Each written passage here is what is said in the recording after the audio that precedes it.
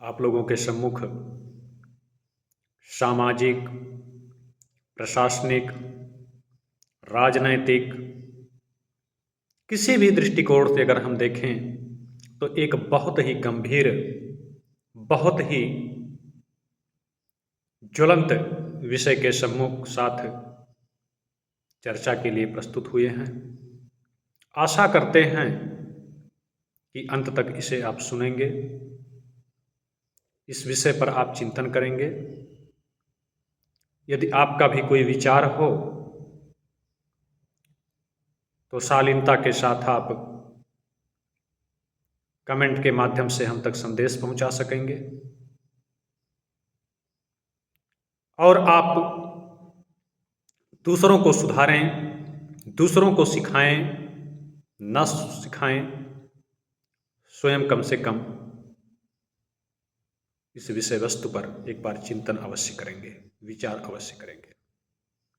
समय न लेते हुए हम बात करते हैं। आज का हमारा विषय है विकसित भारत के स्वप्न की मूल बाधाएं। तंत्र में व्याप्त भ्रष्टाचार के समाप्ति का तो प्रश्न ही नहीं उठता। यह प्रश्न ही अपने आप में स्वयं में बेमानी है। हम सतयुग की बात करते हैं, कहते हैं कि जो सत का युग था वो सतयुग है। त्रेता की बात करते हैं, द्वापर की बात करते हैं। सच यह है कि देवासुर संग्राम, उसे इतिहास हम कहें, पौराणिक मान के चलें, भाई लोगों की अपनी अपनी मान्यता है, जो भी आप मानते हो, लेकिन क्या यह सत्य नहीं है कि वह सतयुग की ही नियति थी? और जब हम देवासुर संग्राम की बात करते हैं तो स्वतः यह स्वीकार करते हैं कि सतयुग में भी असुर थे, सतयुग में भी असुरों की उपस्थिति को स्वीकार करते हैं। और वह देवासुर संग्राम न केवल सतयुग में था, अपितु आज भी है, कल भी रहेगा। हम कभी भी पूर्णतया उसके उन्मूलन की बात नहीं कर सकते, आशा नहीं कर सकते। वह देवासुर संग्राम राजनीति में भी है, समाज में भी है, शासन में भी चल रहा है, प्रशासन में भी चल रहा है, और स्वयं हमारी अंतरात्मा में भी चल रहा है। वह भी, हमारी अंतरात्मा भी उस देवासुर संग्राम का एक रण क्षेत्र है। जब हम उत्कृष्ट विचारों के साथ कोई कार्य करते हैं तब हम दैवीय प्रेरणा के प्रतिनिधित्व करता होते हैं। जब हमारे अंदर विभिन्न प्रकार के विचार, घृणा, विद्वेष और व्याधियां समाहित हो जाती हैं हमारे विचारों में, हमारी अंतरात्मा में, तो वहां हम असुर शक्ति का प्रतिनिधित्व करने वाले होते हैं। तो वह देवासुर संग्राम हमारे अंदर स्वयं भी चल रहा है। अच्छाई और बुराई की जो अंतर्द्वंद्व है, विचारों का जो अंतर्द्वंद्व है, वह स्वयं भी हमारे अंदर चल रहा है।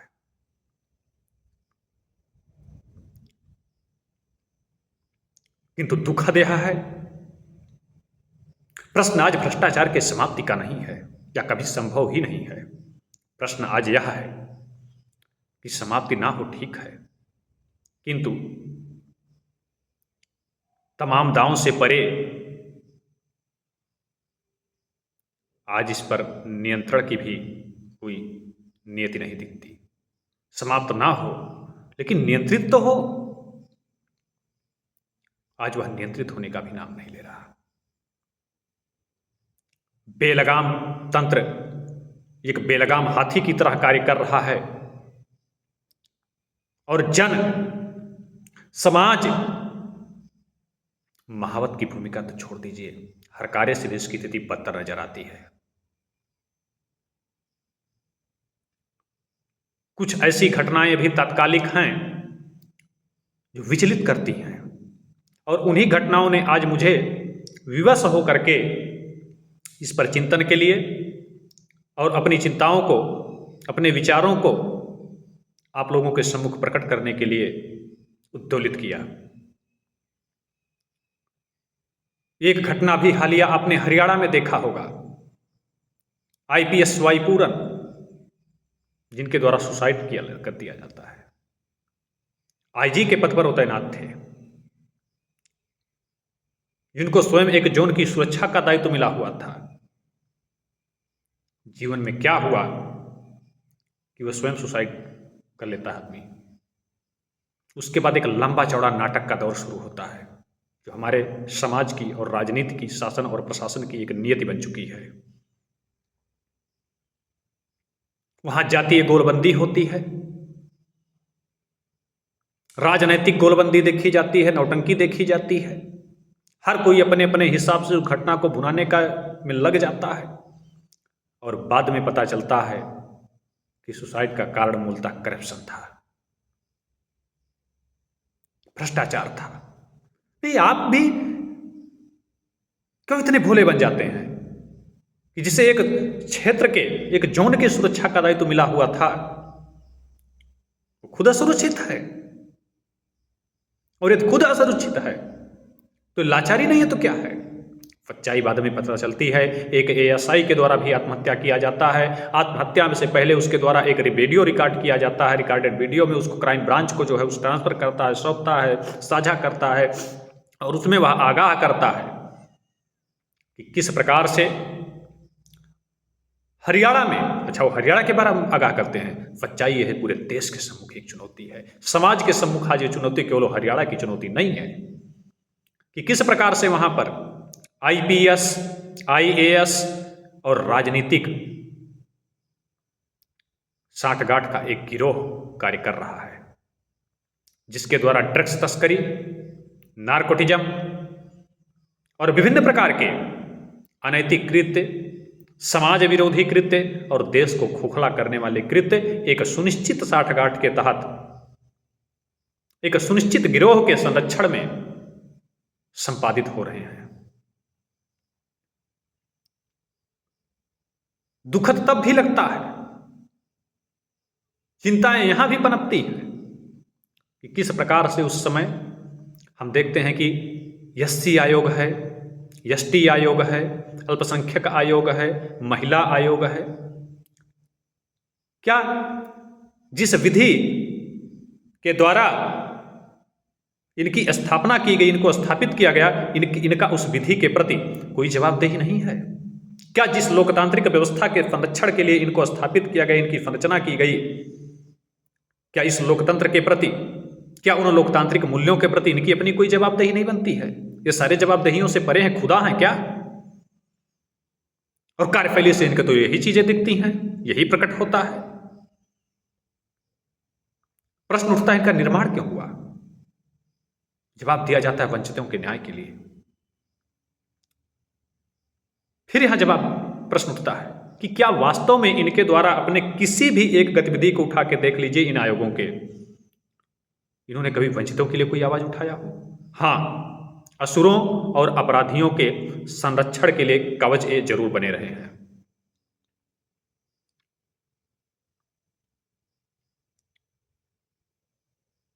दूसरा प्रकरण आता है पंजाब का। अभी आज के भी जो है समाचार पत्र में यह प्रकरण छाया हुआ था, भुल्लर महोदय का। सीबीआई के द्वारा वहां रेड डाला जाता है इनके यहां, जिसमें 7 करोड़ की नकदी प्राप्त होती है इनके घर से, नकदी केवल 7 करोड़ की, 2.5 किलो सोना, 50 से अधिक परिसंपत्तियां, मर्सिडीज और ऑडी गाड़ियां, और अभी कितनी बेनामी संपत्तियां होंगी वो भी रहस्य मात्र है। यह भी आप अपेक्षा नहीं कर सकते कि वह रहस्य भविष्य में उजागर भी होगा, कि शासन और प्रशासन के गठजोड़ में उसको पर्दे के नीचे ढक दिया जाएगा। तीसरी घटना जो सबसे ज्यादा विचलित करने वाली है, सबसे ज्यादा चिंतित करने वाली है, वह जुड़ी हुई है मध्य प्रदेश की एक प्रकरण से।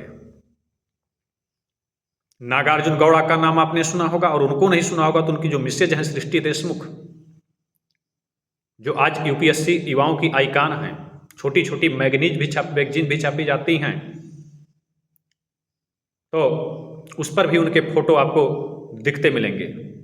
सोशल मीडिया यूट्यूब खोलते हैं तो वहां भी जो है ऐड में आपको उनको फोटो दिखते मिलेंगे, शॉर्ट वीडियो में मिलेंगे। उनके जो हस्बैंड महोदय हैं वो हैं नागार्जुन गौड़ा।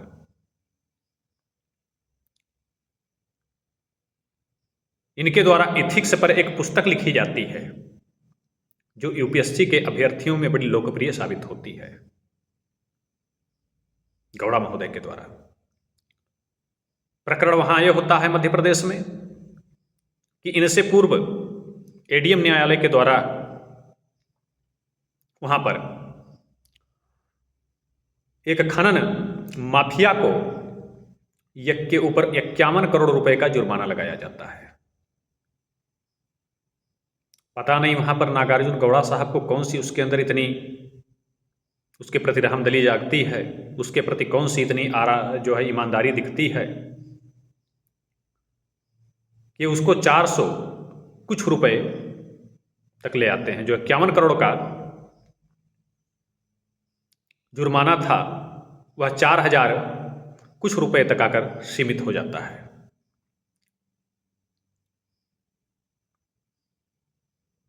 बाद में विभिन्न प्रकार की सफाइयां देते हैं, जबकि सच्चाई ये निकल के आती है कि 10 करोड़ रुपए के रिश्वत पर ये सारा साठगांठ होता है।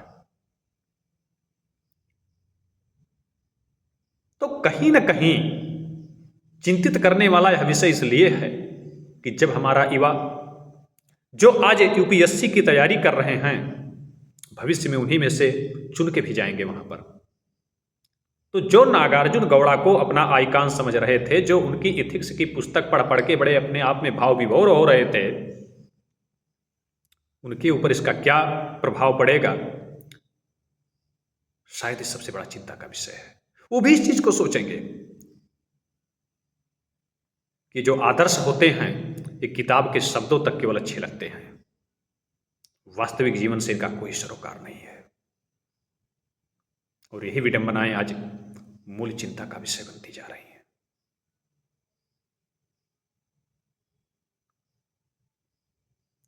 यह नहीं कहा जा सकता है कि ये बस अकेले एक व्यक्ति हैं या इतने ही प्रकरण केवल हमारे भारतवर्ष में हैं या इनसे पूर्व ऐसे लोग नहीं हुए या भविष्य में जो है ऐसी घटनाएं नहीं होंगी। हम इनमें से किसी का भी दावा नहीं कर सकते, किंतु आज का जो समय है यह हमें चिंतित और चिंतन करने के लिए अवश्य मजबूर करता है कि आखिर ये कब तक चलता रहेगा। कोई तो इसका छोर होगा। कब तक हम ऐसे आंख मुदे बुद्धिजीवियों की कतारों में डींग मारते बैठे रहेंगे? क्या एक बुद्धिजीवी होने के नाते आपका समाज के प्रति कोई कर्तव्य नहीं है, दायित्व नहीं है? जहां आज संपूर्ण देश में कहीं भी निर्माण आप देखते हैं वहां विनाश के बीज उसमें छिपे होते हैं। हर निर्माण में करप्शन, हर निर्माण में भ्रष्टाचार। मैं स्वयं एक अध्यापक के तौर पर जब कभी कभी यहाँ कार्य कर रहा हूँ और यहाँ से जब मुझे जाना होता है अपने घर के लिए, तो रास्ते में घाघरा नदी पर एक पुल पड़ता है, काफ़ी लंबा चौड़ा, लगभग 2 किलोमीटर लंबा वो चौड़ा जो है पुल है, 2 किलोमीटर चौड़ा लगभग घाघरा जी का पाट है। और उस पुल को बने अभी 12 से 15 साल भी नहीं हुए थे और वह पुल क्षतिग्रस्त हो गया। आज उस पर मरम्मत का कार्य चल रहा है। प्रश्न केवल यह नहीं है कि पुल क्षतिग्रस्त हुआ, उस पर आम जन के जो टैक्स लगे हुए थे उसका बारंबार हुआ, अपितु समस्या यह है कि आज भी आम जन के ही जेब ढीली हो रही है, आज भी उसका भुगतान आम जन को ही करना पड़ता है। जब वो पुल था, उस पुल से बसें जो है गुजरती थी बस्ती के लिए, तब मुझे 67 रुपये किराया देना पड़ता था और आज पुल क्षतिग्रस्त होने के कारण मुझे 152 रुपये किराए का भरपाई करना पड़ता है वहां से। उसी मार्ग का, उसी उतनी दूरी का, क्योंकि अब दूरी बढ़ गई, मार्ग परिवर्तन हो गया, तो करप्शन कोई करे, भुगतान कोई करे। तो ये तो एक मैं उदाहरण दे रहा हूं समाज में ऐसे ही चीजें चल रही हैं। हद तो यह है कि आज जायज कार्य भी बिना नाजायज तौर तरीके अपनाए संभव नहीं है। आप अपना कोई जायज कार्य, कोई लीगल कार्य भी लेके जा रहे हैं तो वहां भी बिना सुविधा शुल्क के आपको कोई सुनने वाला नहीं है।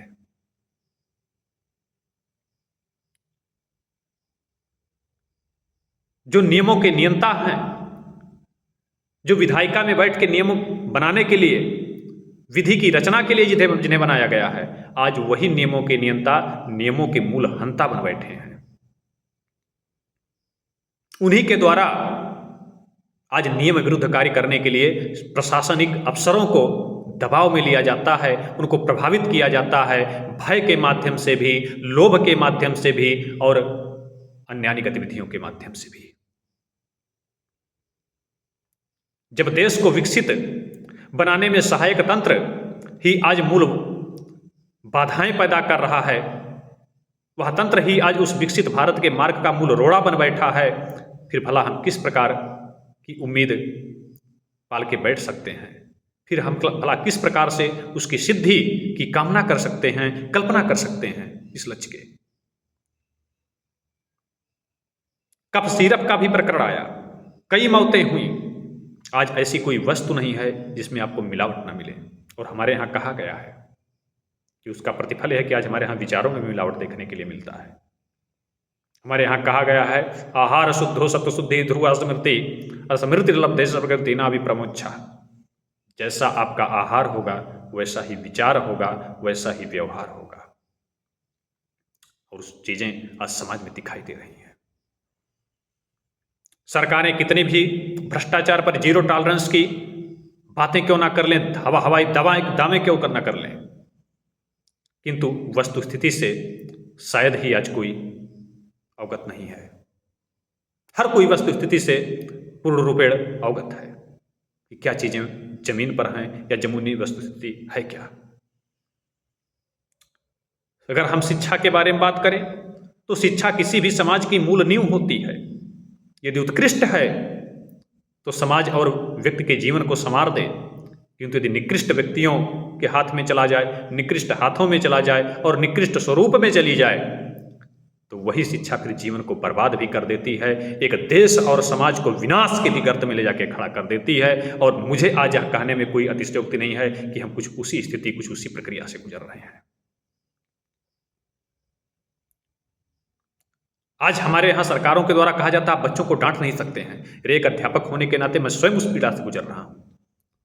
जब हम 300 किलोमीटर दूर से यहाँ आए हैं तो क्या बच्चों को डांटने के लिए कोई मुझे बोनस मिल रहा है क्या? एक अध्यापक होने के नाते मैं एक अभिभावक भी हूं, और उस दोनों हैसियत से, एक अभिभावक, एक अध्यापक और एक राजा और एक चिकित्सक का, राजा का अपना प्रजा के साथ, चिकित्सक का अपने रोगी के साथ, अभिभावक का बच्चों के साथ और शिक्षक का अपने छात्रों के साथ जो व्यवहार होना चाहिए वह इच्छा पर नहीं होना चाहिए, आवश्यकता पर आधारित होना चाहिए। रोगी तो शुगर का मरीज इच्छा ही करता है कि भैया मुझे, डायबिटीज का मरीज की मुझे मीठा मिल जाए, तो क्या चिकित्सक को उसकी इच्छा पूरी करनी है कि उसकी आवश्यकता को देखनी है? बच्चे किशोरावस्था से गुजर रहे होते हैं और मनोविज्ञान भी कहता है कि किशोरावस्था भावना प्रधान अवस्था होती है, उसमें विवेक सम्मत कार्य नहीं हो पाते हैं। तो आज अगर आप उनके भावनाओं को हवा देते रहेंगे, उस पर अंकुश नहीं लगाएंगे, उस पर नियंत्रण नहीं रखेंगे, उनकी इच्छाओं को आज अगर पूरा करते रहेंगे तो शायद बच्चों की आवश्यकताओं से आप उनको बहुत दूर कर देंगे, और यह पाप न केवल आपको चरखाएगा, बच्चे के भविष्य को नष्ट कर देगा, और अधतोगत्वा संपूर्ण समाज को इसका परिणाम भुगतना पड़ेगा। यही हो रहा है आज। कॉलेज में व्यवसायीकरण हो चुका है। यहां तक कॉलेजों में कहा जाता है, मैं स्वयं उसका साक्षी, मुझे खुलकर कहने में कोई दिक्कत नहीं है, सब तक ये चीजें पहुंचेंगी कि ये बाजार है, और बाजार में जब खरीदार नहीं रहेंगे तो आप रह के क्या करेंगे? आप बच्चों को मत डांटिए, बच्चे कुछ भी करें, लेकिन आपका काम बाजार बढ़ाना है। शिष्टता और अशिष्टता का कोई भेद नहीं है, कोई मतलब नहीं है। सबसे गंभीर स्थिति आज यह है कि यदि यह भ्रष्टाचार शासन और प्रशासन राजनीति तक ही सीमित रहता तो भी हमारे लिए उम्मीद की एक लौ दिखती है, लेकिन वह उम्मीद की भी लौ धूमिल तब हो चुकी है जब इस भ्रष्टाचार रूपी दीमक ने हमारे समाज रूपी तने को भी छेद डाला है। आज यह भ्रष्टाचार राजनीति, शासन और प्रशासन से आगे बढ़कर समाज को भी अपने आगोश में ले चुका है। और जब किसी समाज का नैतिक पतन हो जाता है तब फिर वहां सुधार बड़ा कठिन हो जाता है। फिर उस देश का भविष्य, उस समाज का भविष्य बड़ा अंधकारमय हो जाता है। तो स्वप्न हम भले विकसित भारत का देख रहे हैं, लेकिन वस्तुस्थिति क्या है उसको हम नजरअंदाज नहीं कर सकते। मैं जिन भी शब्दों का यहां प्रयोग कर रहा हूं, ये हवाई नहीं है, ये पीत आतंक पैदा करने के लिए नहीं है। अपितु यदि आप भी चिंतन करेंगे तो एक एक शब्द वस्तु स्थिति से जुड़े हुए हैं। या केवल मेरी विडंबना नहीं है, मेरी पीड़ा नहीं है, ये संपूर्ण समाज की पीड़ा आज है। संपूर्ण समाज इस चीज से अवगत है। आंखें बंद कर लेने से आप वस्तु स्थिति को बदल नहीं देंगे। आज सबसे बड़ी गंभीर स्थिति यह बन चुकी है कि आज इसे समाज ने भी सहज स्वीकृति प्रदान कर दिया है, इसी करप्शन को, इसी भ्रष्टाचार को। बड़े फक्र के साथ जब एक व्यक्ति आज समाज में दावा करता है, आके लोग पूछते भैया कितना पैसा कमा रहे हो। पिताजी से पूछते हैं बच्चा क्या आपका करता है, पिताजी बड़े फक्र से कहते हैं हमारा बच्चा फला कार्य करता है। वेतन उसका कितना है, तो कहते हैं वेतन पे मत जाइए। अरे वेतन तो जो है वो है ही, उसका 6 गुना तो ऊपरी कमाई है। यानी पिताजी को यह कहने में शर्म के बजाय फक्र हो रहा है, और सुनने वाला सीना फुला के जाता है, कहता अरे फलाने का लड़का बड़ा तरक्की कैले है बा, इतना तो वेतन कमात बाय और ओकर 6 गुना ऊपर उछाल आवत बाय। ये तरक्की का सूचक आज हमारे समाज के लिए है। समय ज्यादा हो रहा है, वीडियो लंबा हो रहा है, हम अपने विचारों को ही विराम देते हैं और भविष्य की चिंताओं को देखते हुए, वर्तमान की समस्याओं को देखते हुए कुछ चीजें आप पर भी छोड़ देते हैं। शायद आप भी चिंतन करेंगे, मंथन करेंगे और मुझे भी अपने विचारों से अवगत कराने का प्रयत्न करेंगे। खास करके यह लेक्चर मैंने अपने बच्चों के लिए बनाया है। 40 मिनट की कक्षाएं होती हैं जिसमें हम अपने इन विचारों को वहाँ नहीं प्रकट कर सकते हैं, लेकिन यदि बच्चों को हमने केवल शब्दों के माया जाल तक सीमित रखा, शब्दों के ज्ञान तक सीमित रखा, तो शायद उनके हम संपूर्ण सर्वांगीण विकास की कल्पना नहीं कर सकते। शब्द शिष्ट भी हो सकते हैं, शब्द अशिष्ट भी हो सकते हैं, शब्द विशिष्ट भी हो सकते हैं, शब्द निकृष्ट भी हो सकते हैं। तो शब्दों के माया जाल का ज्ञान ही मूल ज्ञान नहीं होता। अपनी बात को ही विराम देते हैं, पुनः किसी नए विषय वस्तु के साथ उपस्थित होंगे। धन्यवाद।